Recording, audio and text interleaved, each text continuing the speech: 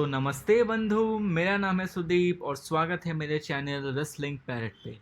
मतलब ये तो कमाल हो गया। रोमन रेंस को 20 सितंबर की मंडे नाइट रॉ में बुलाने का रीजन जब आप सुनोगे आप ही सोचोगे कि रॉ की तो चांदी हो गई। और कब हमें रियल में डीमन बैलर और रोमन रेंस का कन्फ्रंटेशन देखने मिल सकता है उसके रिगार्डिंग एक स्पॉइलर आ चुका है। तो आपको ये सब न्यूज जानने के लिए बस इतना करना है कि इस वीडियो को बिना स्किप किए हुए लास्ट तक जरूर देखना। और हाँ, अगर आपने अभी तक चैनल को सब्सक्राइब नहीं किया तो अभी कभी कर दीजिए। तो फिर चलिए शुरू करते हैं इस वीडियो के अंदर। सबसे पहले हम बात कर लेते हैं WWE और AEW के कंपटीशन के बारे में। तो आपको पता है जब से AEW मार्केट में आया हुआ है तब से लोग यही सोच रहे हैं कि वो WWE के लिए बहुत बड़ा कंपटीशन हो सकते हैं। और रिसेंटली वो जितने बड़े बड़े टैलेंट्स को साइन कर रहे हैं हम ये डेफिनेटली मान सकते हैं कि हाँ, वो WWE के लिए एक थ्रेट जरूर बन सकते हैं। तो इसी कंपटीशन के बाद को डिस्कस करते हैं बुल्ली रे। आपको पता होगा वो WWE में डडली बॉस के टैग टीम का हिस्सा थे। तो बस्टेड ओपन रेडियो से बात करने के टाइम पे बुल्ली रे ये बात करते हैं कि कैसे विंस मैकमैन AEW को अभी तक कोई कंपटीशन नहीं मानते हैं। बुल्ली रे का ये मानना है कि देखो, जब तक कोई मंडे नाइट पे या फ्राइडे नाइट पे IPL नहीं होता है विंस मैकमैन जो है कोई भी कंपनी को अपना कंपटीशन नहीं मानने वाले। बुल्ली रे का ये भी मानना है कि जब तक कोई मर्चेंडाइज सेल में WWE को नुकसान नहीं होता है या फिर उनकी जो ग्लोबल मार्केट है वहां पर उनका कोई प्राइस नहीं डाउन जाता है तब तक विंस मैकमैन कोई भी कंपनी को अपना कंपटीशन नहीं मानने वाले। विंस मैकमैन खुद अपना काम करने वाले हैं और वो दूसरे को भी अपना काम करने देंगे। अब रिसेंटली डैनियल ब्रायन और एडम कोल के AEW ज्वाइन करने से बहुत हड़कंप मच गई है रेसलिंग वर्ल्ड में। बहुत सारे WWE लेजेंड्स और फिर जो एग्जिस्टिंग सुपरस्टार्स है उन्होंने भी कमेंट किया है इनके ज्वाइनिंग पे। अब इस वाले टॉपिक को लेके मिक फॉली ने भी कमेंट किया है। मिक फॉली का ये कहना है कि अब WWE वैसी जगह नहीं रही जहाँ पे वो यंगर टैलेंट्स अपने आप को देखते हैं फ्यूचर के लिए। और इसका एक रीजन है कि AEW जो है वो एक कमाल का जॉब कर रहा है ताकि वो अच्छे टैलेंट्स को हायर कर सके, वहाँ अच्छी स्टोरी लाइन बिल्ड होती है। लेकिन कुछ कुछ वो WWE की भी गलती है। वो कहते हैं कि यंगर टैलेंट्स जो है वो कैसे मानते हैं कि मेन रोस्टर पे आने के बाद उनका जो कैरेक्टर डेवलपमेंट हुआ था अभी तक वो सब खत्म हो जाएगा। और वो एग्जाम्पल देते हैं कैरियन क्रॉस का, जो मेन रोस्टर में आने के बाद ही एक मैच में जेफ हार्डी से हार गए थे। आगे चल के वो ये कहते हैं कि देखो, अगर मैं इस टाइम पे होता कि मैं एक एस्पायरिंग टैलेंट हूँ, मैं इतना श्योर नहीं होता कि मैं WWE के ऊपर ट्रस्ट करूंगा या नहीं। हाँ, मेरे टाइम पे WWE ने मेरे साथ बहुत अच्छा किया था, लेकिन अभी टाइम जो है वो चेंज हो गया है और WWE के लिए सचमुच अभी एक बड़ी प्रॉब्लम है। अब ये मिक फॉली को तो लगता है कि हाँ, WWE के पास अभी बड़ी प्रॉब्लम चल रही है, लेकिन विंस मैकमैन इसको कोई कंपटीशन या फिर कोई प्रॉब्लम समझते ही नहीं है। तो फिर अब आगे चल के यही देखना है कि क्या सचमुच कुछ होता है WWE के साथ, वो कंपनी बिक जाती है, क्या होता है ये तो वक्त ही बता पाएगा।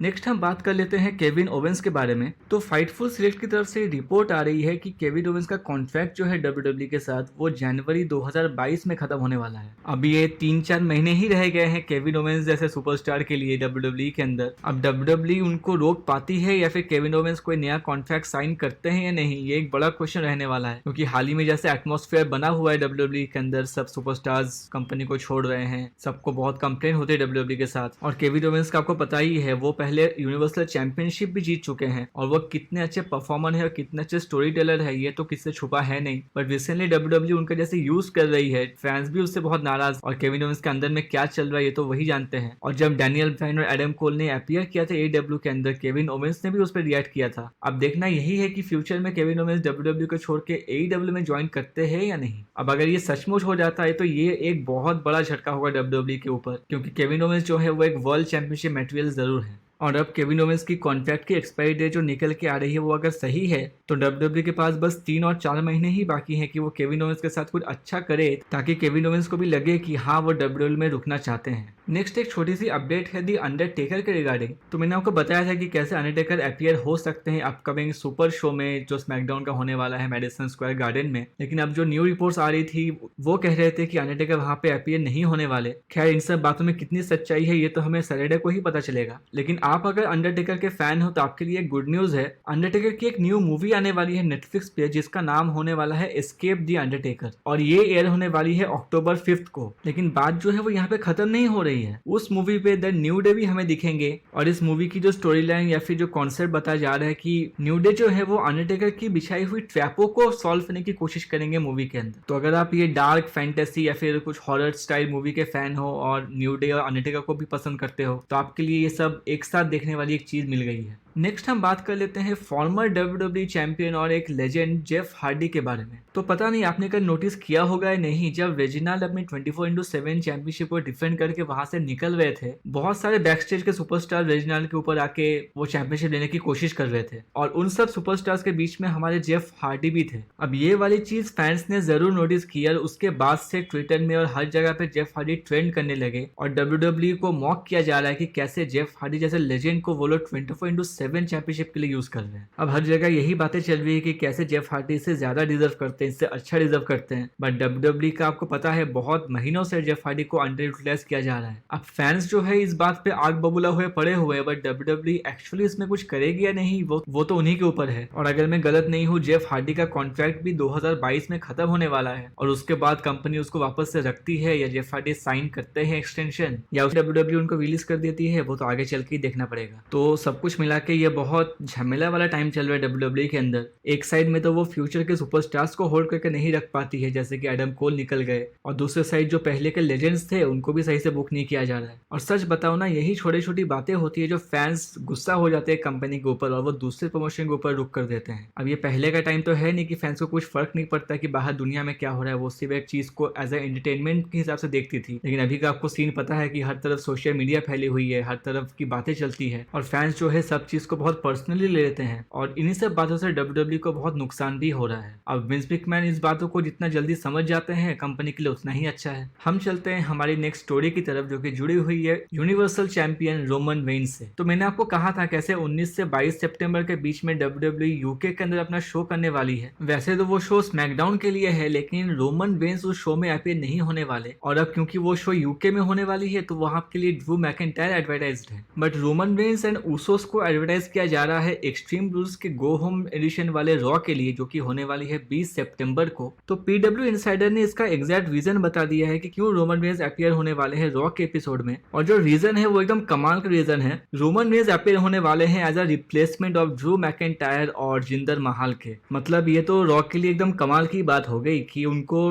रिप्लेसमेंट मिला भी तो किसका, यूनिवर्सल चैंपियन रोमन रेंस का, और उसके साथ साथ ऊसोस भी आने वाले हैं। अब क्योंकि ड्रू मैकिंटायर और जिंदर महल रॉ में होंगे नहीं, वो यूके में जा रहे शो करने के लिए, तो रॉ के पास वो 2 या 3 सीट्स खाली बच जाती हैं। तो इसलिए WWE ने ये सोचा होगा कि क्यों ना रॉ की एक शो के लिए रेटिंग्स बढ़ाई जाए और रोमन रेंस को यहाँ बुलाया जाए। वैसे यूएसए नेटवर्क की तो हमेशा कंप्लेन रहती है कि जो बड़ी बड़ी चीजें होती है जैसे ब्रॉक लेसनर का रिटर्न हो गया या फिर बेकी लिंच का रिटर्न हो गया, जॉन सीना भी आते हैं तो स्मैकडाउन में ही आते हैं, तो यूएसए नेटवर्क को खुश करने के लिए WWE की ये अच्छी तरकीब है। और अगर आप सोच रहे हो कि रोमन रेंस वहां के करने के वाले हैं एक्चुअली, तो कुछ रिपोर्ट्स ये आ रही है कि वो शायद कोई डार्क मैच रेसल करने वाले हैं। लेकिन अगर आप थोड़ा सा दिमाग लगाओ और अगर आप मुझसे पूछो तो मुझे नहीं लगता कि वो कोई डार्क मैच रेसल करेंगे। वो जरूर टीवी पे अपीयर होने वाले हैं, नहीं तो जो रेटिंग्स का मामला है वो कुछ फायदा होगा नहीं रॉ को, क्योंकि आपको पता है रेटिंग्स उसी चीज की आती है जो कि शो में दिखाई जाती है एक्चुअली, जो हम टीवी पे देखते हैं। और अगर रोमन रेंस टीवी पे अपीयर ही ना हुए तो रेटिंग्स का फायदा क्या होगा। नेक्स्ट हम बात कर लेते हैं हमारे प्रिय ब्रेव व्हाइट के बारे में। तो ब्रेव व्हाइट की जो WWE रिलीज थी, आपको पता है वो कितनी शॉकिंग थी सारे फैंस के लिए। फैंस ये सोच के ही पागल हुए जा रहे हैं कि कैसे ब्रेव व्हाइट जैसे सुपरस्टार को WWE रिलीज कर सकती है। अब इसकी अंदर की कहानी तो बहुत सही निकल के आ रही है, हम उन सब के बारे में अभी कॉन्सेंट्रेट नहीं करेंगे। हम बात कर लेते हैं कि ब्रेव व्हाइट कब अपना रेसलिंग रिटर्न करते हुए दिख सकते हैं। तो ब्रेव व्हाइट का जो 90 डेज का नॉन कम्पीट क्लॉज है वो खत्म होने वाला है अक्टूबर के महीने में, और कुछ र्यूमर्स या फिर कुछ रिपोर्ट्स ये निकल के आ रही है कि AEW का जो शो होने वाला है अगला बड़ा पेपर-व्यू फुल गियर, वो नवंबर को होने वाला है और वही वो शो होने वाला है जहां ब्रेव व्हाइट अपना रिटर्न करते हुए दिख सकते हैं। अब ये कोई कंफर्म न्यूज या कंफर्म रिपोर्ट नहीं है, क्योंकि ये तो वक्त ही बता पाएगा कि ब्रेव व्हाइट एक्चुअली कहां पे जाते हैं। और आपको पता है कैसे इंपैक्ट रेसलिंग भी ब्रेव व्हाइट के ऊपर बहुत लंबा हाथ मारना चाहती है, वो बहुत इंटरेस्टेड है कि ब्रेव व्हाइट इंपैक्ट रेसलिंग को साइन करे। लेकिन अगर ब्रेव व्हाइट सचमुच AEW को ज्वाइन कर लेते हैं तो वो एक बहुत बड़ा एडिशन होने वाला है AEW के लिए। हम नेक्स्ट बात कर लेते हैं हमारे final story of the day की तरफ, जो कि जुड़ी हुई है डीमन बैलर और रोमन रेंस से। तो लास्ट वीक स्मैकडाउन में हमें कुछ डीमन बैलर की झलकियां देखने को मिली थी जब रोमन रेंस अपनी चैंपियनशिप को डिफेंड करके वापस जा रहे थे। वहां के जो ऑडियंस है उन्होंने हार्ट बीट भी सुनी थी, वहां पे रेड लाइट भी दिखी थी, और तब से ही रिपोर्ट्स आ रही है कि रोमन रेंस और डीमन बैलर एक्सट्रीम रूल्स में मैच कर सकते हैं। बट क्वेश्चन ये है कि डीमन बैलर एक्चुअली अपीयर कब होने वाले हैं रोमन रेंस के सामने। तो कुछ रिपोर्ट्स ये है कि जो अपकमिंग स्मैकडाउन का शो होने वाला है, जो कि सुपर शो है मेडिसन स्क्वायर गार्डन में, वही वो शो होने वाला है जब डीमन बैलर अपना रिटर्न करते हुए दिख सकते हैं। अब इस र्यूमर को अगर आप थियोरेटिकली या फिर प्रैक्टिकली समझने की कोशिश करो तो आपको समझ में आएगा कि ये कितना पॉसिबल हो सकता है। WWE अगर सचमुच एक्सट्रीम रूल्स पेपर व्यू में रोमन रेंस और डीमन बैलर का मैच करना चाहती है तो एक्सट्रीम रूल्स को होने में अभी 2 हफ्ते ही बाकी है। मतलब ये एमएसजी वाला जो शो होगा उसके बाद 2 हफ्ते ही बाकी रहेंगे, तो ये एक परफेक्ट टाइम होगा जब डीमन बैलर और रोमन रेंस आमने सामने आ सकते हैं और अपनी फ्यूड की शुरुआत कर सकते हैं। दूसरा एक पॉसिबल रीजन ये है कि WWE जो है अपने अगले वाले स्मैकडाउन को बहुत बड़ा बनाना चाहती है और ये एक परफेक्ट रीजन हो सकता है कि उस शो को और बड़ा बनाने के लिए WWE डीमन बैलर का रिटर्न वहां पे करवा दे। और अगर आप सोच रहे हो कि ये कैसे पॉसिबल होगा, क्योंकि नेक्स्ट वीक के लिए तो ब्रॉक लेसनर भी एडवर्टाइज्ड हैं, अब ब्रॉक लेसनर आके ही रोमन रेंस के ऊपर ही हमला करने वाले हैं, तो कहानी कुछ इस तरह से बन सकती है कि रोमन रेंस और ब्रॉक लेसनर की जो स्टोरी लाइन है वो एकदम पैरेलली चले रोमन रेंस और डीमन बैलर की स्टोरी लाइन के साथ। WWE हमें ऐसा कुछ दिखा सकती है कि एक सेगमेंट पे उन्होंने ब्रॉक लेसनर और रोमन रेंस को कवर कर लिया और दूसरे सेगमेंट में उन्होंने रोमन रेंस और डीमन बैलर को कवर कर लिया। तो अब हम सैटरडे का ही वेट करते हैं और हम देखते हैं कि WWE हमें सुपर शो वाले स्मैकडाउन में क्या क्या नया दिखाती है। तो आज की ये वीडियो यहीं तक की थी। अगर आपको ये पसंद आई हो तो इसको लाइक या शेयर करना ना भूले। इसके साथ साथ चैनल को सब्सक्राइब करके नोटिफिकेशन बेल को भी ऑन कर दीजिए ताकि आपको रेसलिंग से जुड़ी हर न्यूज, अपडेट्स और इवेंट्स की जानकारी इस चैनल पे मिलती रहे। तो ठीक है बंधु, मिलते हैं आपसे अगले वीडियो में।